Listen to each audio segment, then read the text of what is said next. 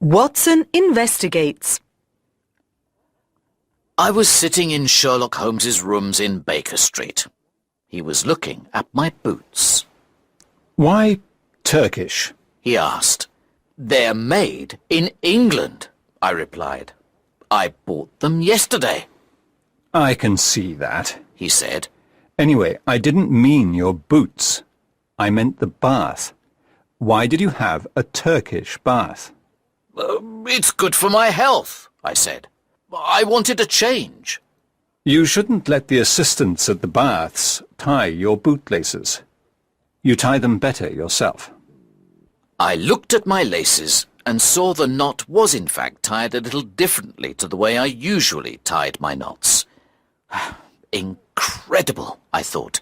He notices the smallest differences. "If you really want to change, Watson, I have a job for you. You can go to Switzerland, all expenses paid. I have a case I must investigate there, but I don't want to go too far away. Besides, I prefer my housekeeper's cooking to the food abroad. Mrs. Hudson makes an excellent lunch, if you'd like to stay." "Thank you," I replied, "but I can't stop. I must go back home." Holmes ordered lunch anyway. "I think Scotland Yard would prefer to see me in London," he continued. "There's one criminal in particular who will happily take advantage of my absence, but that is not something I can discuss at this moment." "I'd like to hear more," I said. "Lady Frances Carfax," he began. "the daughter of the late Earl of Ruffton, is around 40 years old. She is very beautiful for her age. She has the advantage of wealth and the disadvantage of having none of her own. Her brother owns the family home, whereas she has no fixed address and no husband.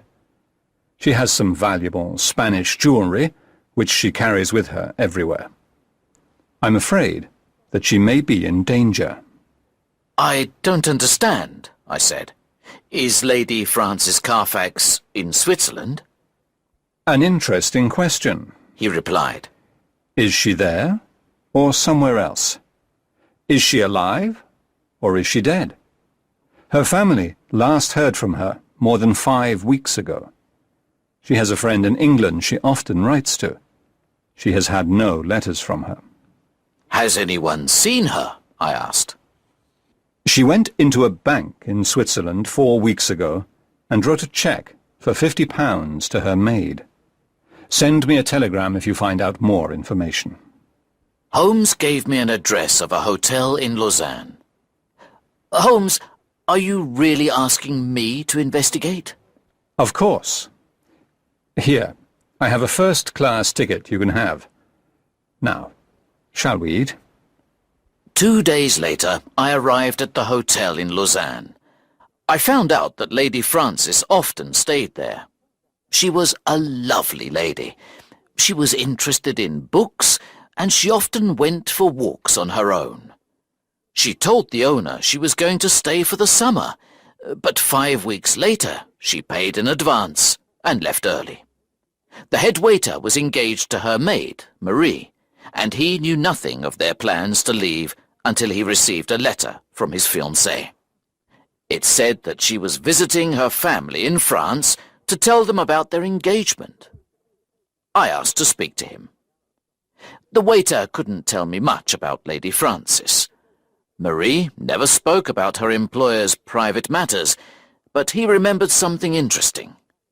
In the last few days before she left, the lady seemed sad and worried.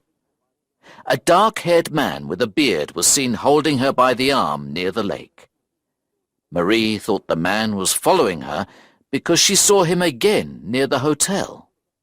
Soon after this, Lady Frances left. He gave me Marie's address in France and suggested I spoke to the travel agency in town. The travel agency had copies of train tickets that were sold to 2 English ladies on the day they left. The final destination was Baden. The lady who paid did not leave her name, and she did not leave an address for her luggage, which she preferred to keep with her. In Baden, I found an English-speaking guest house. The hotel manager recognized Lady Frances from my description. Her maid only stayed one night. The lady was friendly with two guests, Dr. Schlesinger and his wife. Dr. Schlesinger came to Baden to rest after becoming unwell during his time in South America. He was a very religious man and often spoke of his work with the missionaries there. Lady Carfax, in particular, seemed very interested in their missionary work and wanted to help. Dr. Schlesinger paid for her hotel bill, and the three guests said they were leaving for London. You aren't the only person looking for the lady, The manager added. A man asked me about her. He was a big, bearded man. I think he was English, but I didn't recognize his accent. I'd say he has lived abroad for some time. I was sure the man had something to do with Lady Frances's disappearance. I sent a telegram to Holmes to tell him how quickly I was resolving the matter and that I was leaving for France to speak with Lady Frances's maid. I received a telegram in return asking for a description of Dr. Schlesinger's left ear. I didn't like Holmes's strange idea of a joke. I decided to continue with my investigations. The maid lived in a small village, and I quickly found her house. When I explained her mistress was missing, she was very upset and told me everything I needed to know. I am so sorry, She said. The mistress was angry at me for leaving and we argued. When I left, she gave me a letter. There was a cheque for £50 as a wedding present. She's such a kind lady, but she has not been the same since she saw that man by the lake in Lausanne. Which man? I asked. Describe him to me. Just as she began describing the man, she screamed loudly at her face at the window. There he is! She cried. The man I told you about! He's following us! The Honourable Philip Green. I ran out of the door and down the street, and there he was. He was a giant of a man.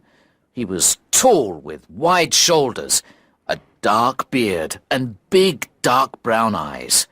His skin was brown from the sun. "Who are you?" I asked. Why do you want to know? He replied. "I'm looking for Lady Frances Carfax. She is missing. What have you done to her?" What have I done to her? He repeated angrily. He put his hand on my throat and held it there until I couldn't breathe. I pushed him away, but he held tighter. Then a man came running towards us from the cafe opposite. Stop! He cried. He hit the bearded man on the arm and he let go of me. It's lucky that I came. He said. Is there anything you've done right in this investigation? I turned around, and to my surprise I saw that the man was Holmes. "You sent me here," I shouted. "I expect your investigations would be much better." My investigations were better. He replied. I found someone who can help us, and you started a fight with him. "This man is following Lady Frances's maid. He knows where Lady Frances is," Good. Well, let's ask him politely. said Holmes. Let me introduce you to the Honourable Philip Green, a family friend of Lady Frances Carfax. I'm so sorry, sir. I'm losing my mind. Green cried. I love Lady Frances more than anything. I don't know what to do. Let's go back to the cafe, said Holmes. and you can tell my friend Watson your story. I've always loved Frances, Green began. and I think she loved me. When I first met her, I was young and stupid. She didn't think I was serious about her. Her father asked me not to see her again because she was going to get married. But now I know that wasn't true. I left for South Africa in the hope of making money there. I did well. I bought land and had a house with servants. But I knew something was missing. Years later, friends told me that Lady Frances was still unmarried. I hoped it was because she still loved me. When I found her in Lausanne, she told me it was too late to think of marriage. But I feel sure she still feels something for me. I thought perhaps her maid might talk to her. Now you tell me she is missing. Please, tell me, what has happened to Frances? That is what I hope to find out, said Holmes. I suggest you go back to London. Send me your address. You can help us with our investigations. When we arrived in London the next day, there was a telegram waiting for Holmes at Baker Street. It said, "Left ear. Torn. Piece is missing." "What does this mean?" I asked. It's the question you didn't answer, said Holmes. What does Dr. Schlesinger's left ear look like? Fortunately, I sent it to the hotel manager. He remembered. I don't understand, I said. Dr. Schlesinger's left ear was bitten in a fight. He is better known to the Australian police by the name of Holy Peters. Mr. Peters has spent years becoming friendly with lonely ladies who do good work. He tells them their money is for his religious work. One lady, whom he calls his wife, left with him for South America. He stole from people who were dying. By the time the missionaries found out, they were on a ship to Europe. The longer Lady Frances stays with them, the more danger she is in. In a big city like London, Peters and his wife disappeared like they never existed. It was a week before one of Sherlock Holmes's contacts arrived at the door with information. A man wearing religious clothes and matching the description of Peters was seen selling an old Spanish necklace. The man looked pleased with the money he received and said that he had more jewellery at home. He would come back the next day. On hearing this news, Sherlock Holmes asked the Honourable Philip Green to come to Baker Street. I must help, Green said. I can't sit and do nothing. Did you see a couple with Lady Frances in Baden? Yes. He replied. And did they see you? No, I just followed. I didn't want to be seen. Then you must do exactly as I say. Tomorrow they will try and sell more jewellery. I want you to follow them. Come back here and tell me everything you see. Do not speak to anyone. The next day, Green returned with the news. We've got him, he cried excitedly. His wife sold another necklace an hour ago. I followed her down the street. She went to an undertaker. The door was left open, and I listened to their conversation. The wife wanted something, but it wasn't ready yet. The size is unusual, The woman in the undertaker's repeated. It must be ready soon. His wife said. I followed her back to their house. Did you look inside? Asked Holmes. No, the curtains were closed. I waited for 3 more hours, and then I saw 2 men arriving at the house with a coffin. Mr. Holmes, what if the coffin is for Lady Frances? Excellent work, Green, said Holmes. Leave the rest to us. Watson, let's go. There is not a moment to lose. On the way to the house, Holmes talked excitedly about the case. We have 2 possible options here, Watson. Either she is alive, or she is dead. Let's imagine they have sold all her jewellery. If she was still alive, she would go to the police, so they'd have to kill her. If they want to bury her in a coffin, they'll need a death certificate. Did the doctor think it was a natural death? I'm guessing it was some type of poison. Or the doctor wasn't a real doctor. "Stop the cab here, please," he shouted to the driver. An unusual coffin. I knocked loudly on the door of the house. A pale, thin lady answered. "I want to speak with Dr. Schlesinger." Holmes said. He doesn't live here. The lady said. Holmes put his foot in the door and held it open. A bald, red-faced man appeared. I knew straight away that he was the man we were looking for, because I recognized his torn ear. My name is Mr. Peters. He said politely. There is no one called Dr. Schlesinger in this house. I think there must be a mistake, gentlemen. "I don't have time for this," cried Holmes. "If you're not the man I'm looking for, then I'm not Sherlock Holmes. Where is Lady Frances Carfax?" Mr. Holmes, you say? I met a lady by the name of Lady Frances in Switzerland. She said she had no money.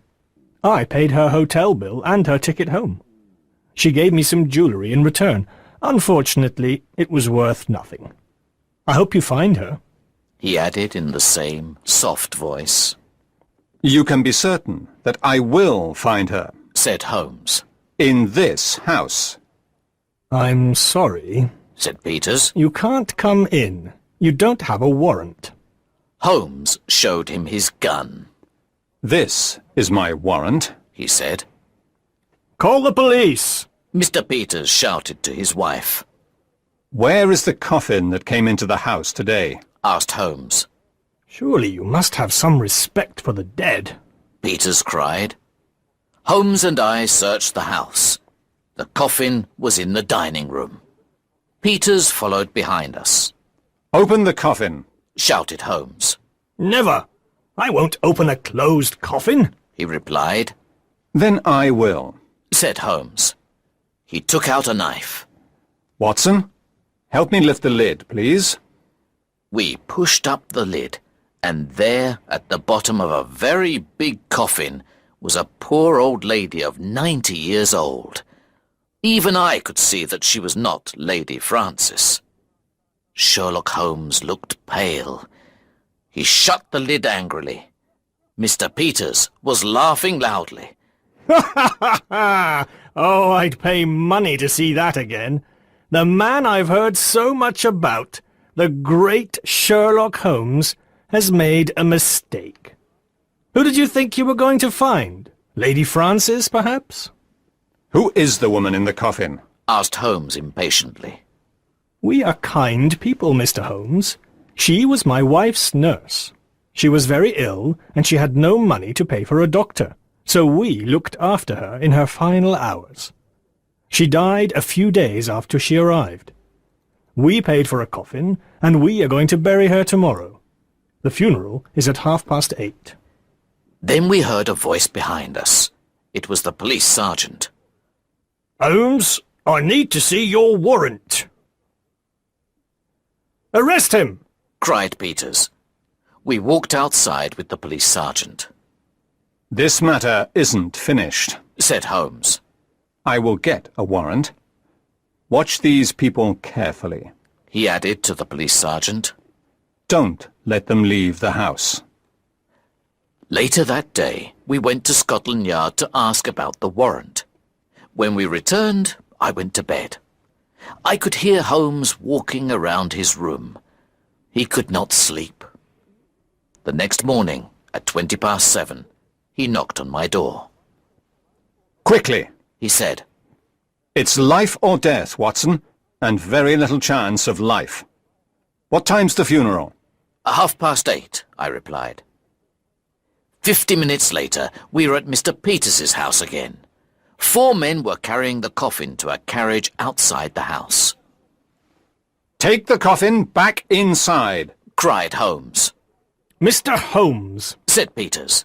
do you have your warrant or not? "The police are arriving with the warrant. The coffin must go back inside the house."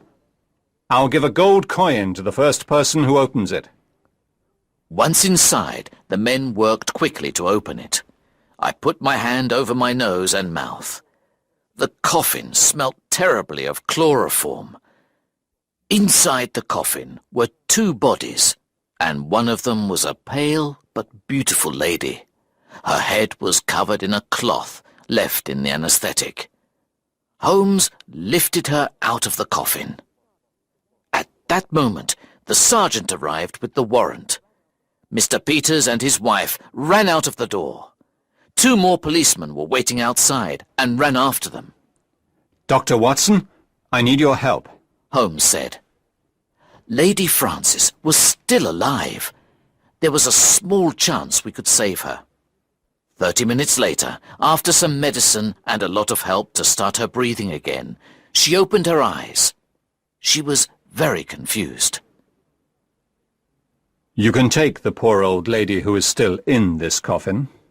Holmes said to the men in the room. Maybe now she can rest in peace. We heard the sound of heavy footsteps on the stairs. Ah, I see the Honourable Green has arrived. Please look after Lady Frances. Holmes said to him. Maybe in time she will understand how much you love her. Thank you for all you have done, he said, taking the lady in his arms. When we returned to Baker Street, Holmes was quick to discuss the details of the case. An intelligent man must learn from his mistakes, he said. I thought about the case all night. I knew there was some clue.